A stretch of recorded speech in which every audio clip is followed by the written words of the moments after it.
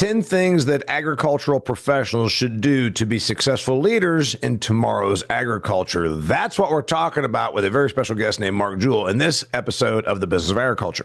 Are you looking for productive efficiencies in growing higher yielding, better performing crops? New Fields Ag provides a complete portfolio of biological products focused on you, the farmer. Visit newfieldsag.com for more information to help you farm better.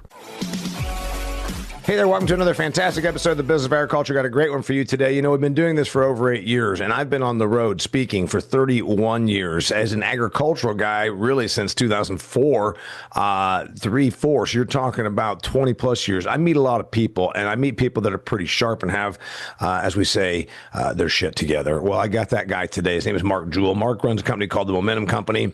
He and I ran across each other probably online more than a decade ago, and then we crossed paths in Kansas City in January at a conference we were both attending, and we've kept up a little bit over the years, but I said, why don't you come on here? I was on his program. He has a leadership training and I think I call it a leadership training and coaching organization specifically for agricultural professionals. It's called the Momentum Company.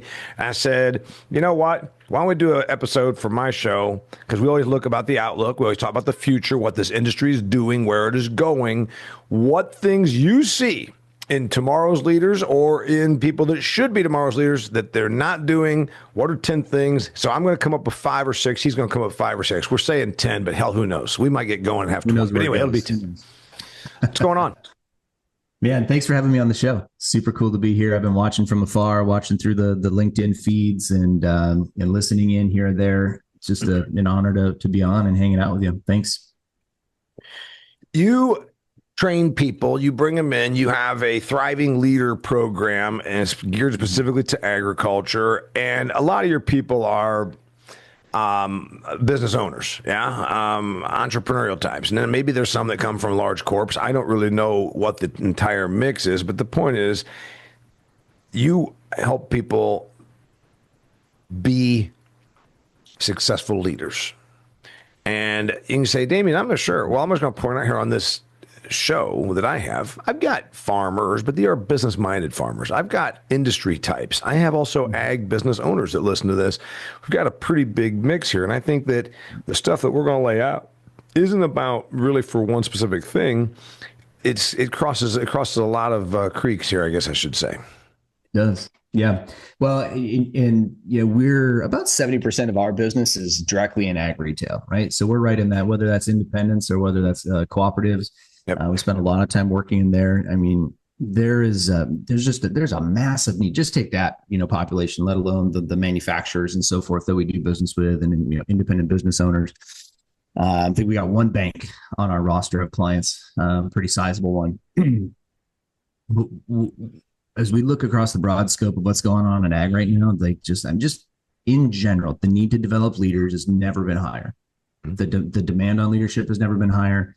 Talking with one guy at my podcast recently, we're looking at just in the co-op system, just the Land O'Lakes system, not even looking at the other parts of distribution. You've got about 60 co-op CEOs that are due to retire within 36 months. You said 60 cooperative CEOs are due to retire in the next 3 years. And so the answer there has always been consolidate, because there's way less cooperatives than there were when I was a kid. But the point is, at some point, I always point out, that's not a leadership strategy, nor is it really it's a strategy for becoming more efficient on paring down costs. And I'm sure that that's one of the things I think that you might point out here. There's going to be a need for people that can lead an organization, that can run companies. Mm-hmm. But I hope you're going to tell me it's not just the same old thing that what we did 20 or 30 years ago, which back then was get bigger. Get bigger. Just get bigger. I pray to God that we are moving in a direction where more and bigger is not the only answer. There are some, there's some really good bright spots out there, though. If you look across some of the more forward thinking ag retail outfits, I'll just focus in on that aspect for a minute, because that kind of touches everybody on all ends of the spectrum. You get some really good, strong, young CEOs and executive teams that are moving into these roles. And I'm talking, I've seen people as young as 28 running a $500 million co-op. So like there are some bright spots. And then, by the way, that individual I just referenced, he did that job for 4 years and now became the CEO of another co-op. So he must have done okay, to get recruited over to somewhere else down the road to the competition. And so there's a lot of good things happening that way. As we dive into these 10 things today, my stuff is going to focus on what do those leaders need to be doing? What do co-op boards need to be thinking about? What do manufacturers who have a heavy influence throughout the entire value chain need to be thinking about as it pertains to this? Because the next 5 years specifically, and then 10 years is actually really scary, but the next 5 years is going to be way faster than anybody thinks. Mm-hmm. It's going to be way faster than anybody thinks. Give me your first one of your 5, and I've got 5 things that an ag professional should be doing starting right now or yesterday to succeed in tomorrow's agriculture. I stole this from a guy that we actually saw in Kansas City at that conference at FarmCon. Kevin Van Trump had him on the stage. He's the former head of innovation for Disney. And what he said in January has proven out. Now we sit here on the 4th of July recording this podcast. It's proven out in my world. I'm seeing it evolve quickly. He said the top 2 things that you need to be doing, need to be curating from a skill set perspective, are innovation and creativity. So we're moving. Yeah. So you're saying the first thing you should be doing is focus on creativity? No, I'm talking practice. Get in the practice of finding ways to be creative. Get in the practice of finding ways to innovate, come up with new ideas. So much of what we've got going on here, I mean, I'll be honest, I've been solving problems inside of my clients' companies and working on, a lot of them. We've had over 3,000 people go through just one program of ours. We just counted those up the other day. We're about to run the 150th one. The problems have not really changed. So I'm gonna throw something here at you that going with that one. The average person says, well, creative, that means like someone that draws Mickey Mouse, or that's somebody like you, Damian, that used to be a comedian, or that's somebody over here that's a musician. And I'd call BS on all that, because what you're really doing here is, again, what we just talked about it. What's ag's thing always been?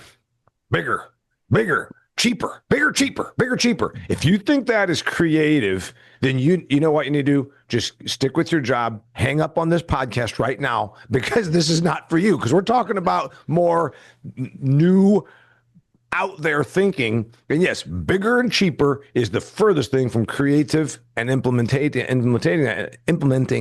And the other thing I would point out here, Mark, is to your point on that, creativity you don't have to be a musician to then go and think critically about what your business does and then come up with a new creative solution that is something beyond the usual ag thing of bigger, consolidate, bigger, cheaper. And I love it. So, I mean, bigger, cheaper is just scaling the innovation. Yeah. Right. Yep. The innovation, man. I mean, let's go back to the beginning of time. Nobody has this documented. We don't know when it came about, but I don't imagine they invented the wheel to get from one place to the other faster. Yep. It probably got invented to move whatever they were trying to eat from one place to another, or move their livelihood from one place to another. We've or to flee from risk. Don't forget that one. The other big one, fleeing from the warring tribe. The wheel would be a pretty darn handy implement. Yeah, but it's a survival innovation. It's a thing that we created. We're very good in agriculture at finding ways to make things easier. You had the plow, right? It was one of the big innovations that really changed things. You had the cotton gin. There's a big one that gets referenced a lot. Like, these were just innovations that saved people time and money. And the world is moving in that direction. The thing that people don't grasp right now is that we have to start thinking to some extent outside the realm of the bigger or more creative implements or whatever. I'm thinking like we're moving into this world where if you can dream it up and you can think about it, right? You can go into an AI technology, choose the one that you like, and you can have basically the research done and a business plan created for that thing before the weekend is up. Okay. That's true today. And now all of that stuff is happening faster than you can possibly think. And so take ag retail as an example. Across this broad scope of ag retail, 25 to 30%, 25 to 33% of all the employees in ag retail are admin. Admin. Admin. And so they're not delivering seed, not delivering, not spreading fertilizer, not doing the core functions of what an ag retailer does. Yep. They're helping make everything happen behind the scenes. Yep. And as I'm talking to leaders today, we're looking at probably a good chunk of those roles as those people retire, because about 38% of that population is due to retire in the next few years as well. Yep. We're not replacing that with people. Hey, by the way, if you're listening to this, you're saying, man, Jewell's got a whole bunch of stats about all these people retiring. It's because ag is old. It's because ag has a bunch of old people. Ag has a bunch of old people. Yeah. And which is why it's incumbent now on your next couple of generations below the boomer crowd that may be in the retirement stage to focus in on these two things, innovation and creativity. If here'd be my recommendation, just a pro tip, go try something out. If you've got an idea, I don't care, and it could be any idea. Yep. I'm gonna give you, let's go 2 years out in the future. All these companies that are gathering up these millions and billions of dollars to do seed testing and genetic stuff inside the seed space, you're going to be able to do that at home. I would not be putting any money into some of those companies. You're going to be able to do that on your laptop with AI at home and come up with your own idea for growing a better crop. And you're going to be able to test that out and model that out and grow 50 crop seasons in an afternoon on your laptop. Okay. And find and model it all out. Like, so if you got an idea for that, you need to start practicing that today, plugging it in, chatting with the technology, figuring it out, talking to your friends about it, right? Let some people tell you it's a bad idea. That's okay. All right. Now you're going, I'm going with my idea then. And I guess I might as well just pivot off yours. I've got mine written down here so I can go in any order. I'll just go ahead and go basically what you just said. Start using AI now. Okay. I am using it at a very rudimentary level, basically as search, which is about what anybody is doing because it's been popping up on Google. It is an absolute second half of 2025 objective to begin more broadly utilizing it. I've got people that are younger than me that work running their own businesses in agriculture. They're talking about they're using Claude, Riverside, which is what you do, Notebook LM, Perplexity, and of course ChatGPT Plus. So my first recommendation to someone that wants to be successful in tomorrow's agriculture and be a leader, well, you want to be a leader, start doing what innovators are doing. Mm-hmm. Familiarize yourself with AI and begin using it immediately. That is my first one right there, and it kind of ties into what you just were going on. So now back to you. It's essential. Well, no, you're hitting the nail on the head. It's absolutely essential. This is a skill set that you have to learn. It's not just a cool thing. If you go back, it was I think November of 2022 when the first version of ChatGPT launched, and it sort of took the world by storm. They were the first mover. Then Google followed. Then Anthropic and some of these other companies came along. But what happened it just captured the world's imagination, and it wasn't even operating on real-time data. When it launched, you could only use historical data from the internet. That's no longer true. Now it's using up to the minute information. But how long ago was November 22? Not even 3 years. Yeah, right.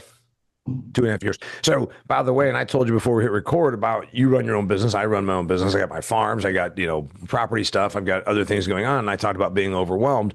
And I'm right now saying, oh, God, I get through this weekend. I'm going to start digging into using AI. And then it becomes this thing you put off. And it initially is overwhelming along with all the other stuff that I have to do, which is overwhelming because I'm a one-man band with my wife, etc. But I know that eventually it is the other way. It helps me become less overwhelmed by using it. So anyway, I say start using AI now. And we just talked about the age thing. I'm 11 years older than you, and there's someone that's 11 years younger than you that's even better at this. We know that there's this reality about technology adoption as we get older. And look at what we are in ag. You talk about all these people that work in retail. They're boomers. There's a dearth of people my generation because I came out in the 80s. Hell, there's nobody that was working. Nobody's hiring in ag. So we got a bunch of younger people and we got a bunch of older people. There's not as many people right in my sweet spot. And the reality is you either coast off into your retirement and think that AI stands for artificial insemination, or you can say, I'm going to hop into this. And I'd say if you're going to be around for more than a year or two, you sure as heck better hop into it. Yeah. As you're saying that, I was thinking about it really wasn't even that long ago because 20 years ago when I got out, a little over 20 years ago when I got out of university, I moved to a little place in Western Iowa, and I actually applied to work at the co-op. I was new to town. I didn't know anybody. I didn't have a job yet. I moved there for my wife at the time's job, and so I was searching around, and I never heard back. And I think about like we had that many people still working, and that many people that still wanted to work in that arena, and that a guy with a 4-year degree in ag didn't get a call back from the co-op, to go work there. And granted, I didn't have the pedigree. Damian, I grew up on a leach farm in central Minnesota, not a corn and soybean operation and all the things, but it wasn't that long ago that we were missing opportunities to recruit good people into the industry. Now we're hurting from it. Yeah. By the way, I want to remind you that if you are looking for an alternative funding option, you need to look at my friends with Harvest Returns. They're a sponsor here of the Business of Agriculture. They're reminding you that your farm, your ranch, your agribusiness does not have to have these funding problems just because maybe you are a square peg and you're looking for a round hole type of an organization. You see, agricultural lending has been set up very nicely. The ag credit system, the farm credit system, all these rural lenders, great companies, but they have a template, and maybe you don't fit the template. Maybe you have a company that's going to expand. There's this Kansas niche beef company, for instance, that's being funded through Harvest Returns. Here's how it works. Harvest Returns can help you get money because they understand that every agribusiness is different. With a pool of over 18,000 investors and creative financing options, Harvest Returns brings the capital you need to reach your goals.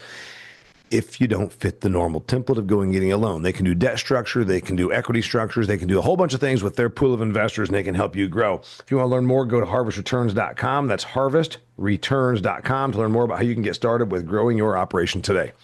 Yeah, all right. Number 2 thing. What do you got for me? Number 2, I'm gonna move right into this. Mine are in sequence for a reason. It's the abundance versus scarcity mindset. Okay, so adopt an abundance versus scarcity. Got it? Go ahead. Explain. By the way, that's not common in agriculture. We think it's all about scarcity. We still think that there's that everyone's going to starve and feed the world, and we got to point out that the reality is we live in a world now where almost everything is abundant. Yeah, we have to retrain ourselves to create and innovate and build businesses on top of a system that's already abundant, right? Like, I mean, we're not having a problem producing enough corn or soybeans for the world at this point. No, we're not having enough problem. Like, I mean, we're wasting a gross amount of actual real food that humans can eat. We're just wasting a lot of it. Some of that's due to regulation. We can blame all the different reasons as to why, but it doesn't matter. Like, we're still a wasteful species. We're the only species that's wasting. There's no question. So when you say adopt the abundance mindset, I think to me that means, Mark, your success is not a net sum game. Some things are, but there's abundance of money out there. There's abundance of opportunities. And I think what you're maybe going with, a leader, I think I'm hearing you say is leaders look at what the marketplace needs. Followers look at what the guy down the road is doing. And I think that's kind of the same thing that you're talking about here. Yeah, to an extent. I mean, let's think about it this way. If operating from a scarcity, feeding the world, right? That's a scarcity minded North Star that has been our North Star in ag for a long time. I don't believe that's the North Star anymore. The North Star today is just get bigger. But the North Star from probably the 50s up through the 2010 was a lot around feeding the world. We're doing a pretty darn good job of doing that. Global starvation is the lowest it's been in all of human history. There you go. So I just had to explain that. Just had to explain that yesterday. Go ahead. Yep. But the reality is, like, so now we don't have to create from a scarcity. Like, that's not it. So now let's operate with that. That's the table stakes. That's the base level. We're doing that. We know how to do that. Now operating from abundance looks like, now, okay, well, how do we incentivize the ramp up of nutritional value of the food? Mm-hmm. Right? Now we're not worried about just getting calories in people. Now we're worried about getting enough protein, right? Like a good quality bioavailable protein that the body can absorb and actually make use of, as an example. And can we create a market or systems? We're pretty good at creating markets anyway. Why can't we create a market around nutritional value of food, right? Or overall health quality. And then now you start running studies on, like, I mean, are kids genuinely healthier? Are we now starting to reverse the hard numbers? The reality is that we've got 66% of Americans that are diabetic or pre-diabetic type 2. Yep. Right. For the last 15 years, I've been raising a daughter who's got type 1 diabetes, totally different thing. But it has given me a little lab inside my house every day for 15 years where I see the impact of what sugar does on a system. So second time you brought that up in a week, and you're making me feel bad about my Coca-Colas that I have every day at midday. And I'm kind of crazy. I haven't brought up Coca-Cola, so that's self-shaming. Okay, I agree with you, but I want to make sure we get through our list. Adopt abundance versus scarcity mindset. And by the way, that's old habits die hard. We've got a bunch of folks in this industry that still think it's about, oh my God, we're all going to starve. If we don't crank 2 more bushels out of that field in Iowa, we're all going to die. Not true at all. You hear my stuff. We waste 35% of our global production, and also scarcity is not going to drive the margins or the businesses in this business ever again, because we are not without stuff. So I like it. Okay, I'll go with my number 2. My number 2 is a little bit. I'm gonna go a little different one. Make it about money. It amazes me when we think about this. A non-leader shows up and wants to sell based on price. A leadership mindset shows up and says, "Tell me about your operation. Mm-hmm. Where do you think you're vulnerable? Where can we create more margin with some value-added product?" I think if you approach all of the folks that you deal with and understand the financials, and I'm not just talking about be cheaper. Again, be big, be cheaper is like it's just a terrible mindset that we have in agriculture. But if you can make it about money on how we can increase margins, all we ever usually talk about are greater efficiencies. It's never about how to sell something for more. Well, it's because we're price takers. I'm like, well, you are if you're selling number 2 yellow corn, but what if we're selling something differentiated? So I think the more you can make it about money and have a money mindset in agriculture, because we can talk about the lifestyle. We can take pictures of the mom and the dad and their cute kids in the silo in the background and all that. That's great. Those are lifestyle. Those are cute little images. It's a business. And that's why you're listening to The Business of Agriculture. Yeah, I agree. And first of all, I agree 100% with that. And I've done a lot of sales training over the years. And one of the biggest challenges that we have working with ag salespeople that are out there knocking on the door of farms, driving up the farm gates or driving up driveways and trying to get through the farm gate is how do I cross the threshold from just being someone who appears to be there to just sell another commodity to these guys, to actually becoming a consultant. And if I were a company right now, I would just continue to double and triple down on raising the standard for being the type of company that creates really good consultative sellers. Yeah. Let that be your brand. And the biggest reason is, I mean, how many white pickups are driving up and down country roads trying to get onto farms that all look the same? The only thing different is the logo on the side, and they're all just rolling up with the price sheet. And the point is, I've been saying this for 30 years, Mark. I used to be in sales. If your only tactic is to be cheaper, I used to say this in the 80s, 90s. You should be replaced with a daily fax. Well, the fax machines aren't a thing anymore. So now it's just a daily text or a daily email blast. Hey, we got your stuff cheap. And then boom, fire the salesperson and everybody's happy. All right, give me your number 3. All right. Number 3 is stewardship. Okay. I have to develop the skill set of stewardship. Stewardship, by our definition, I'll skip to a little bit, just a high level review of your Sunday school teaching, the parable of the talents. Okay. In the parable of the talents, one of the servants was given 5, one was given 2, one was given 1. Master says, hey, take care of this while I'm away.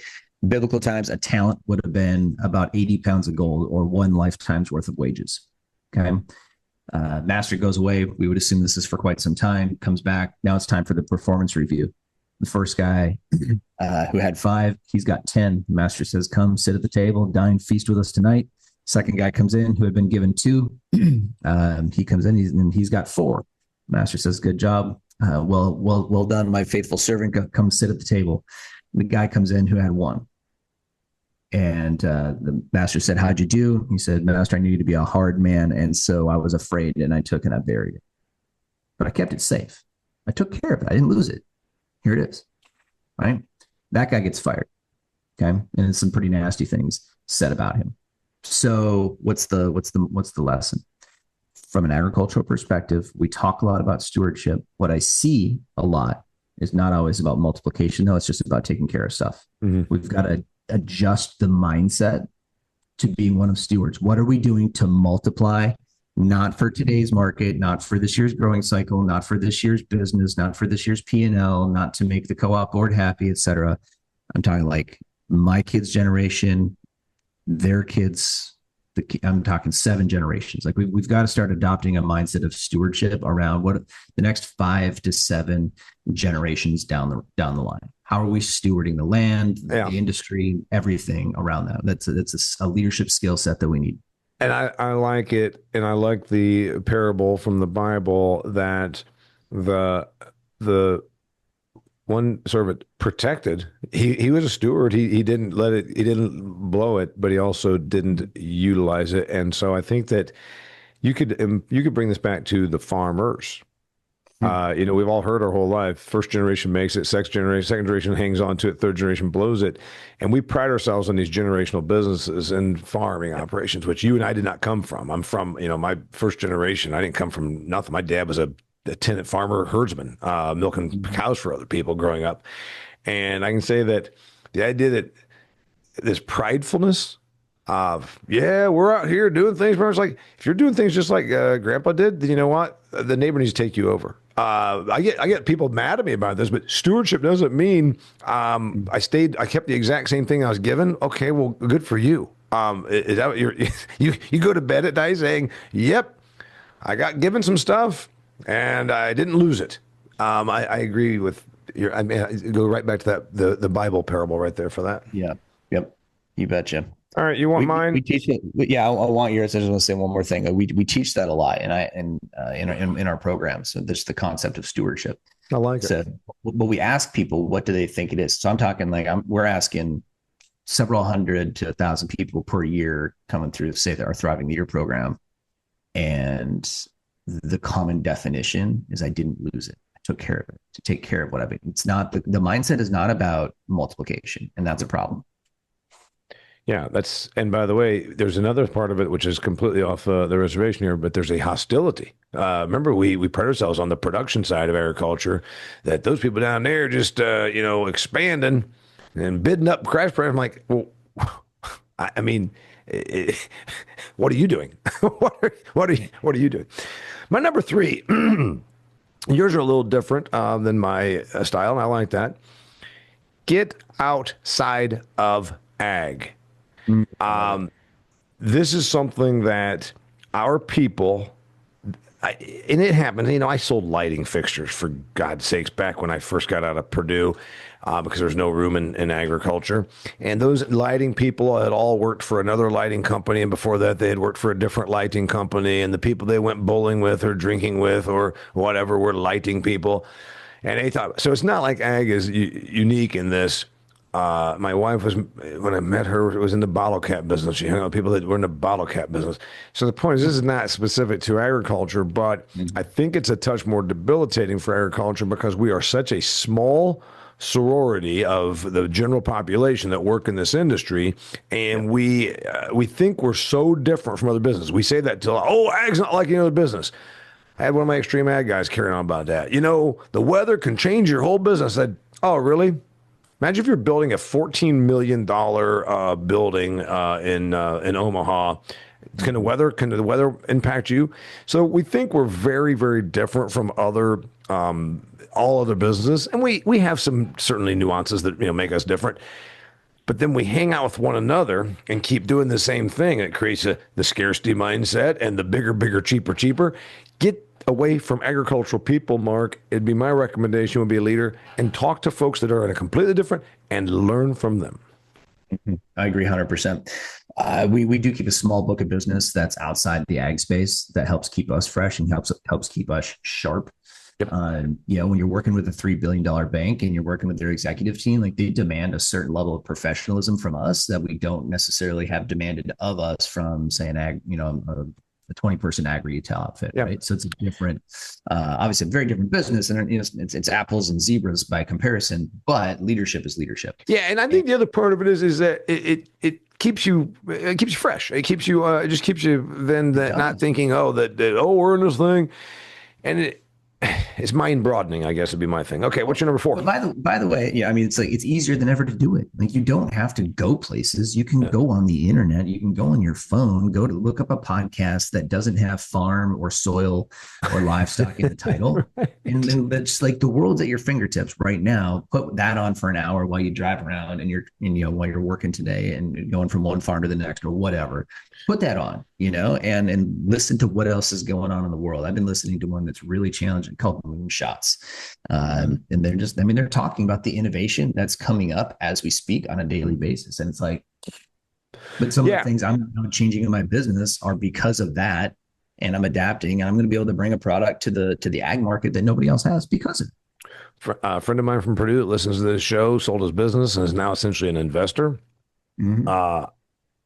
He talks to me about ag, and I talk to him about how an investor looks at things. You talk about two different, completely, different realms. An investment banker guy, a guy with Google. I mean, I'm talking about different friends of mine from Purdue, and that peer group makes it so that I'm seeing what happens in other places, and I think there's a lot of folks in ag that are really not ever getting outside of ag. So, all right, what's your number 4? All right. I'm going to go. My first 3 are pretty esoteric. Now I'm going a little bit more tactical. Number 4 is just learning to say no. By the way, you are right that your first 3 were a little more esoteric. Now you're straight to the recommendation. Learn to say no. All of us. It's have some boundaries, man. You get to, we teach some in one of our programs called you get to train others how to treat. And that means, and we do have a bit of an upside down pyramid in ag where we have, basically everybody bends to what the farmer wants. Okay. So we sort of have deified in some way, the almighty farmer, and for some reasons, like rightfully so. They're the ones taking a lot of risk and, run the risk of going out of business every single year, all the things. So there's a lot to be said about that. And it's an honorable profession. So I don't want to take anything away from it. And I have a lot of my professionals coming through our training programs who are jumping out of church on Sunday because the farmer just texted them and said he needs to talk right now. Yeah. And that's a problem. Yeah, I agree with that. And they've gotten away with, and I'm not being mean, and obviously I work for farm people and all this. They've gotten, like you said, deified, that, you don't understand because it's my busy season. Well, I've got a busy season also. And trust me, I've had Februaries that I was gone 22 of the 28 days traveling, and just because someone else says jump doesn't mean always that you can. And so I agree with you on this thing to say no. But, we talk a lot about work-life balance and all that. Sometimes it's not just about, okay, I'm dragging this guy out of church because the farmer says he needs to talk right now. There's the other aspect of it. Sometimes by not saying no because you're giving in over here, you're shortchanging someone else. Now, it could be your kids and your wife, but it could also be another customer that you jumped to help somebody out when you should have said no, and you screwed another, and that is bad for your business. It is. It absolutely is. It becomes very uncontrollable, and now you're a slave to it instead of running it. I want to tell you about my number 4. Before I do that, I want to remind you that with a new growing season underway, the superior nutrition from my friends at Redox Bionutrients makes a major difference come harvest time. Redox Bionutrients provides carefully sourced nutrients combined with biostimulants that have been proven winners since the Moon family started the company 31 years ago. I've been to their headquarters up in Burley, Idaho, 2 different times. Beautiful place, good research. They've got all kinds of cool stuff going on, and I think you should check out their stuff. The future, you will be regulated. You will be forced to use less harsh synthetics synthetic chemistries in this business. It's what's happening. We're just talking about nitrates in the Raccoon River in Des Moines and in the groundwater in Nebraska and Wisconsin. These things are happening. So can you use bio-based products? Use biostimulants to help you cut back on something? I believe that you can. Redox has a product now called DiCap. It provides stress defense, increasing your plant respiration and antioxidant production. It's also a fantastic source of potassium and phosphorus. Why don't you go and check it out? You can learn about DiCap and the entire Redox lineup at redoxgrows.com, redoxgrows.com. Okay, my number 4, read and stay current.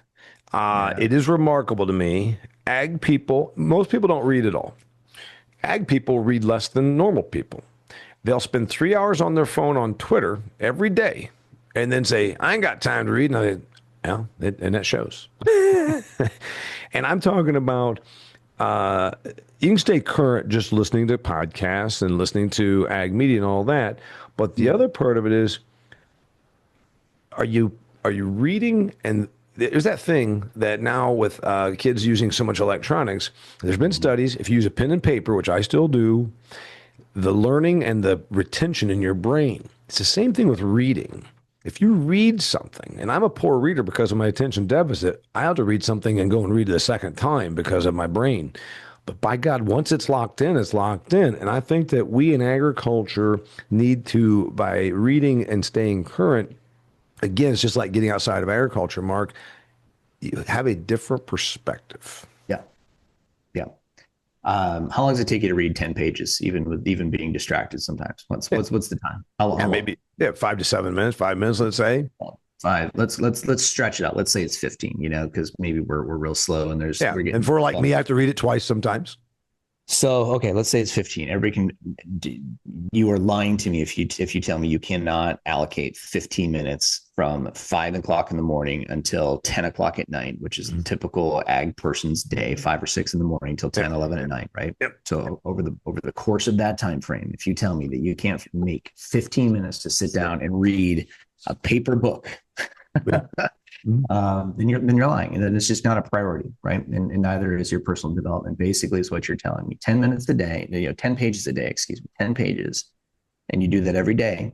You read 12 books a year. That's a book a month. The average, professional development book is 300 pages. And I don't read as many books. I mean, I read more books than the average American because I read books, business books, some self-help stuff, and obviously I've written books, but I try to make sure, like a lot of times every night, I'll say, Lori, my wife can fall asleep walking from the bathroom to the bedroom. It takes her about 13 seconds. Not me, because I'm kind of a wound up personality.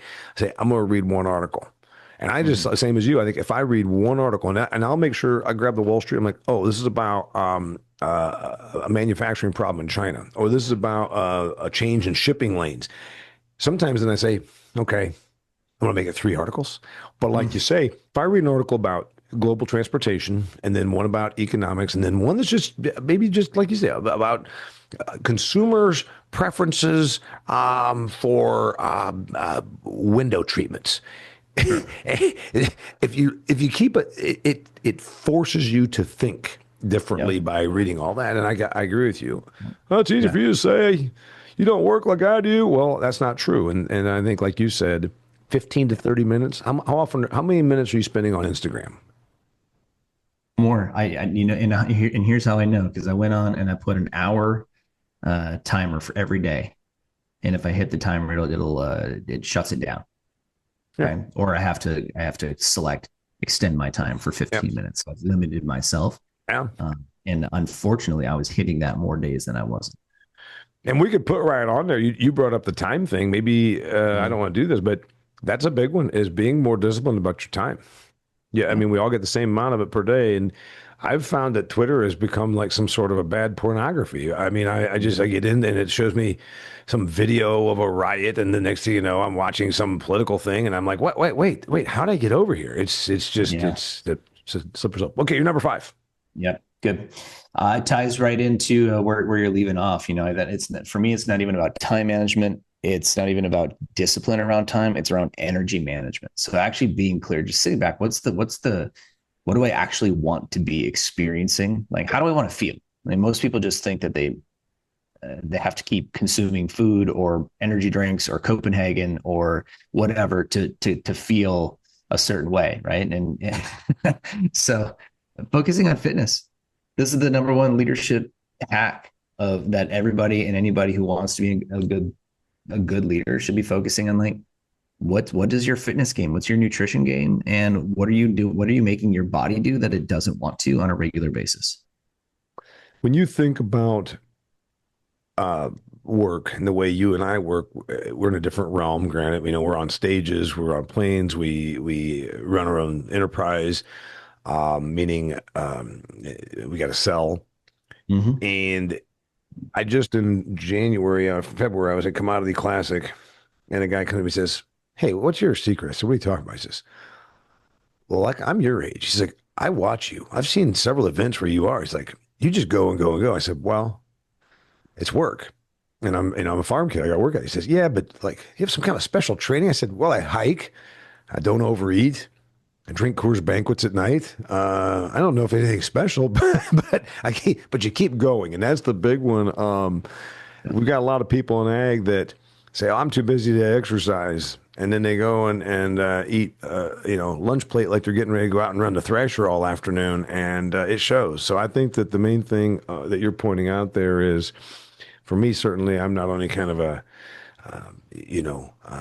marathon trainer's diet, but Yep. I keep very active.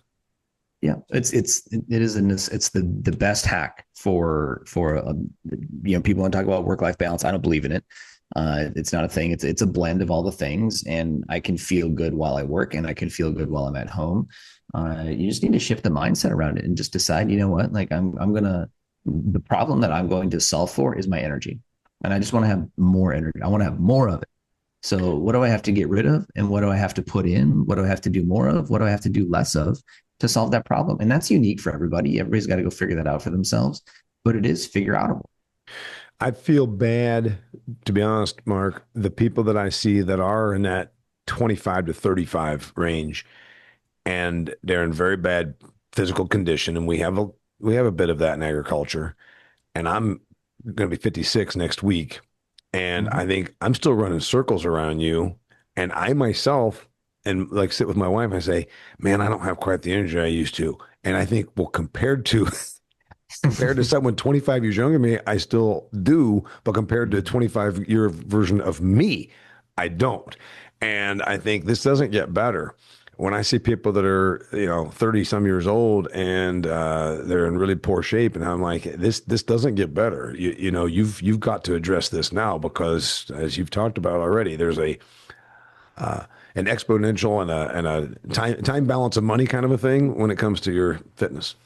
Yeah. Well, we by the way, I mean, for the first time in a long time, we have some really incredible leadership in America that's kind of showing the way, right? I mean, we got a second, I mean, I'm sure Kennedy's getting a bad rap in a lot of ways in the ag industry, but here's a guy in a high level leadership in America who can do pull-ups, like a lot of them, and push-ups. And Yep. not only is he, he's preaching, but he's also practicing what he's preaching. So He's 80 years old. He's 80 years old, and yeah, I agree. There's a lot of things. I've been covering it a lot. I'm not sure that we need to take glyphosate away from us. I also don't know that it's going to be the end of the world if he does. But it's not bad to be bringing these things up when you talk about the state of America's health, as you said. Well, even Trump isn't. I mean, Trump's not out there doing push-ups and pull-ups necessarily, as far as we see. But the guy's golfing a lot. He's staying active, right? And I mean, he's got kind of a weird genetic anomaly that allows him to not sleep. But he's 78 years old, for sure compared to our last option. Like he's a healthy guy, right? All right. And so it matters, right? Right. What's your fifth? My fifth one on our 10 things ag professionals should do to be successful leaders in tomorrow's ag. Seek out a peer group that challenges you. We talked about, for instance, my buddies that I keep up with who are completely out of ag, and I like to make sure that I talk to them and hear what they've got going on. And then I started a thing called the Business of Ag Success Group, and I'm in no way pitching this and telling you to join it. You should do whatever the hell you want. But I'm telling you that thing of birds of a feather flock together, and peer pressure is bad. Peer pressure is bad if your peers are bad. Mhm.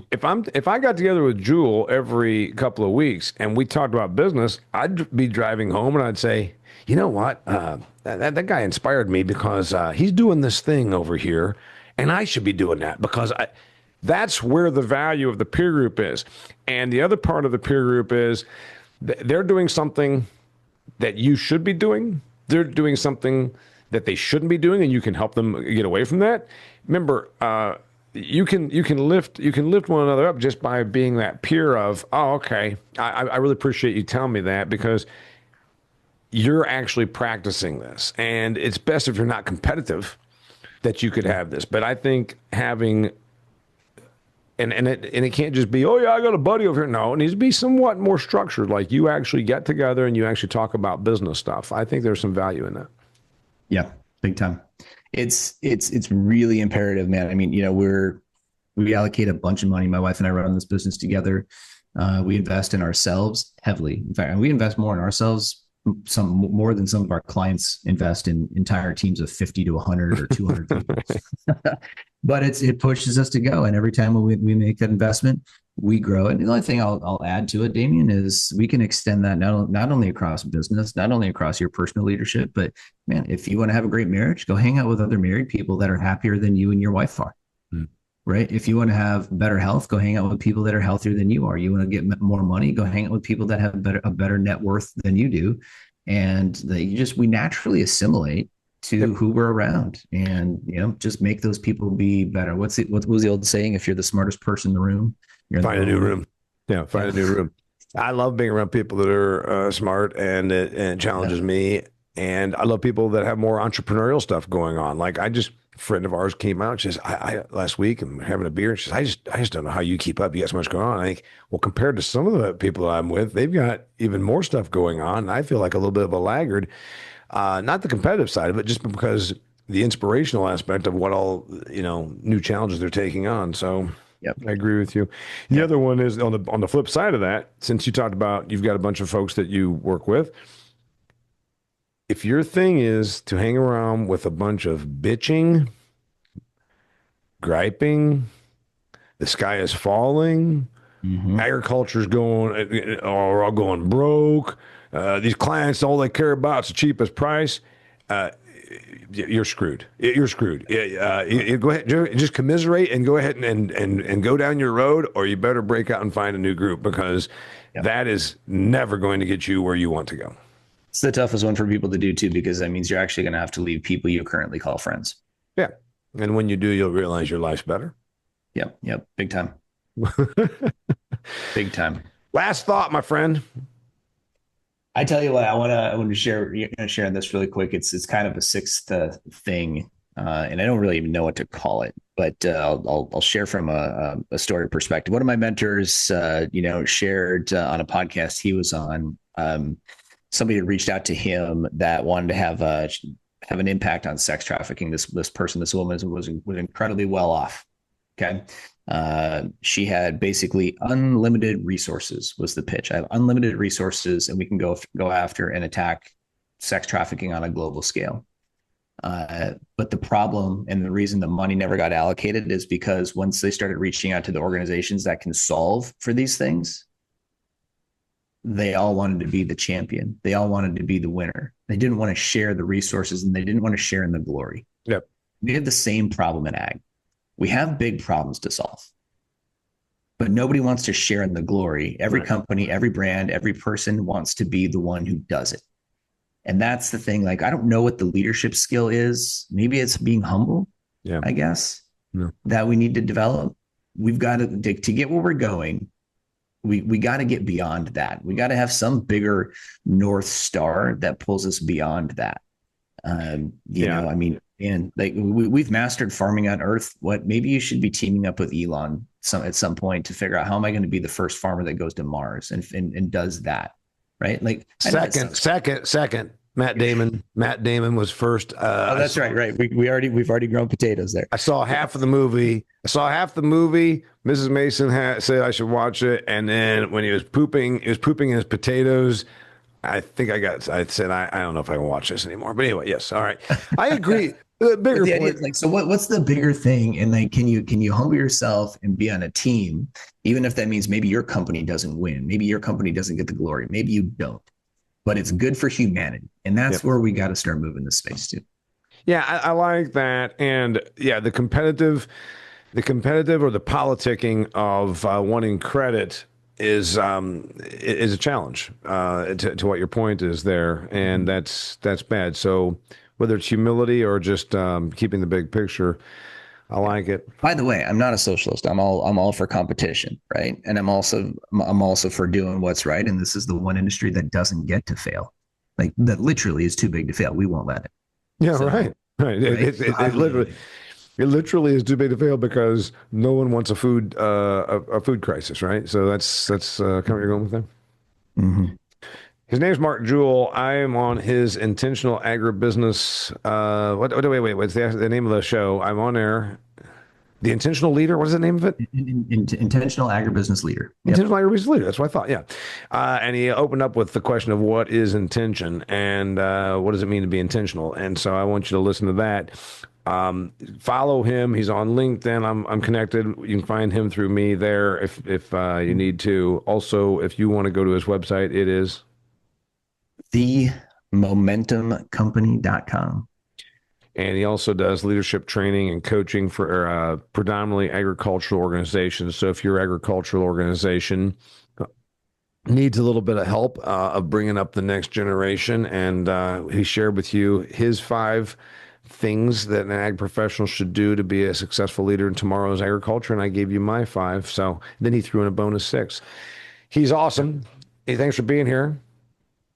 Thanks for having me on, Damian. As always, thanks for being on our show too. It's been great. It's been fun getting to know you through this process. Yeah, we'll do it again. I'm sure we'll bump into each other again. All right. Do share this with somebody who can benefit from it. Please hit my subscribe button on my YouTube channel. Really trying to grow that YouTube. Just started promoting that here this winter. And a lot of cool stuff. A lot of my ag commentary is out there.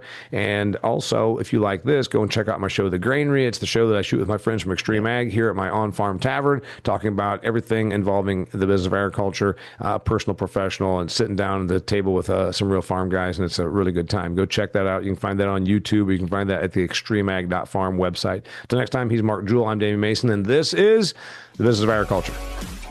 This episode of the Business of Agriculture was brought to you by my friends at New Fields Ag. American made, American owned, focusing on the success of the American farmer. That's New Fields Ag, offering a complete lineup of high-performing biological products for you, the American farmer. Visit newfieldsag.com for more.